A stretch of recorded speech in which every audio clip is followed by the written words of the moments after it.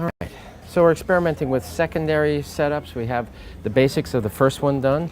Gonna kind of play with light here a little bit, see what we could get done.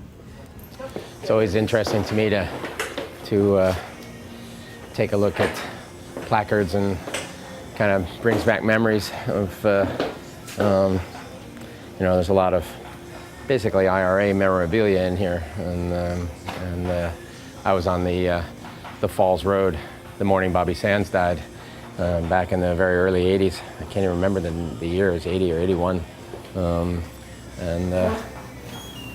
It was quite the morning, quite the hectic morning in Belfast that day. Good? Cool.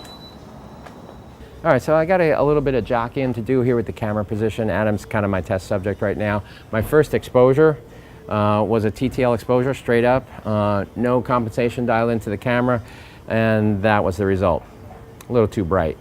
But that's what the camera's going to do in a situation like this. It's going to see all this dark wood. It's going to react by saying, "Oh, okay, things are dark. You know, let's brighten it. Let's see if we can squeeze some detail out of that dark wood." I don't really want detail on that. So the first move I made in aperture priority was to go -2. All right, -2 with the flash produced that result. Now that's not finished or perfect by any stretch of the imagination, but it's in the ballpark. So one click, and we're in the ballpark. So let's see where we go from here. So what I'm doing here is I'm trying to control the light a little bit better than I did just coming out of the gate. I thought I was going to get a nice play of light, and it was nice light, but it was kind of like too much light. It was maybe light that was too nice for an Irish rock band, you know. Maybe want to go a little bit more heavier handed with the light. So, and we were kind of losing control of some of the environment. So what I've done now is I've brought this guy up and over. So the closer you work your light source to your subjects, the less spill and around the place is going to occur. And then we zoom these lights, we switched up, and we've eliminated the low fill at this point, and we're going to concentrate these two lights here and see if we can bang them through it at a zoom of 200 millimeters. So those will be Group B. We can still leave them in Group B. They're A. They're A now? Okay, perfect. Let's do A. More logical. Drew is on top of it. He's actually has it done before I even think about getting it done. Now, one of the things I do anticipate too is the talent themselves having a certain energy and whatnot that will get in front of the lens, and you know, the light will start to make a little more sense when they're actually physically in front of the camera. As best I can, I'm going to get prepared, but there's a few tweaks and things that are going to occur that we can't do now until we actually get our talent in front of us. So we'll keep taking a look and trying to sort out good situations or potential situations. Let's do this. Let's do a full-blown, let's see if those triggers will trigger these. So let's go to SU4 on these.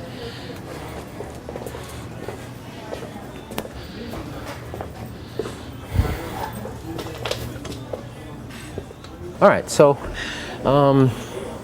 interesting the way things have progressed. You never know. You never know. So that's what we're doing right now is walk in, kind of assess the situation. I went off on a track where I thought soft light would work pretty well. Then it felt a little too soft. It felt a little, you know, too much like a high school yearbook portrait. This is an Irish band, you know, kind of a, you know, kick-ass rock band. So, you know, try to get a little bit more edge to the light. Also, we're losing some of the environment of the pub. You know, tried to give it a little bit of mood. I had the lights already outside. I was always planning on bringing lights through those windows.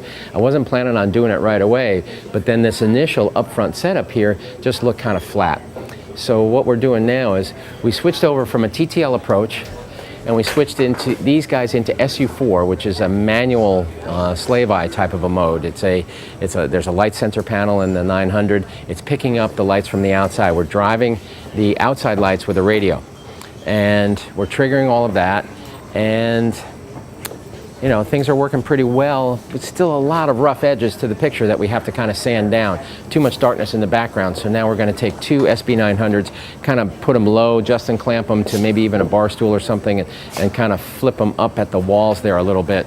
Let them wash off the walls, very, very weak. Drew, I think those SU4 lights back there should maybe be 16th power or something like that, 8th power, okay? and then we'll leave the main light alone. The main light is going to require some adjusting because it's not particularly pleasing quite yet, but we'll get there with it when we get the actual talent. So now kind of the ball seems to be rolling. See what happens.